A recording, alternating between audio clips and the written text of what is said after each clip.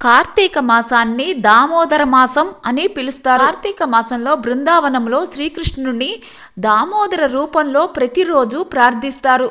దామం అంటే తాళ్ళు, ఉదరం అంటే ఉదరం. తల్లి యశోద అల్లరి కృష్ణుడితోటి చాలా కలత చెంది అతని ఉదరం చుట్టూ తాడుతోటి బంధించింది.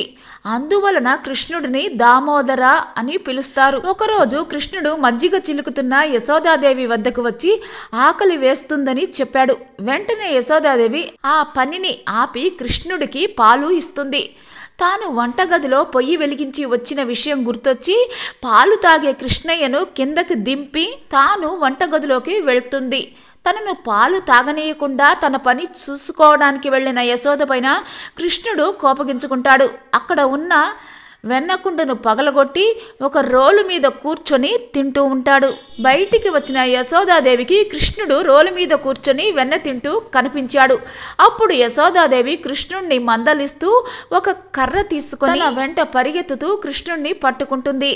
అక్కడ ఉన్న రోలుకి కృష్ణుడి పొట్టకు ఒక తాడుతోటి కట్టసాగింది.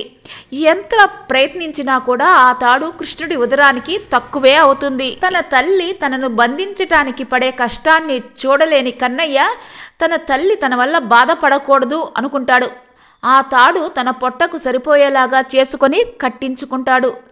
ఇలా తన తల్లిపైన ఉన్న ప్రేమతోటి కృష్ణుడు ఆ దామం అంటే తాడుతోటి ఉదరానికి కట్టించుకుంటాడు. కాబట్టి ఈ మాసానికి కార్తీక దామోదర మాసం అనే పేరు వచ్చింది.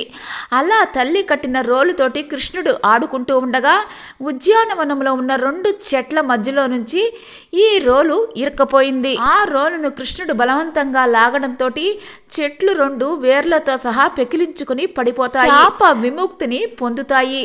శాప విమోచనం కలిగిన వారు ఎవరు అంటే కుబేరుని కుమారులు నలకుబేర, మణిభద్రలు. రాజభోగాలు అనుభవిస్తూ కొలనులో మద్యాన్ని సేవిస్తూ స్నానం ఆచరిస్తూ ఉండగా అటు వెళ్తున్న నారద మునివర్యులని వీరు పట్టించుకోరు.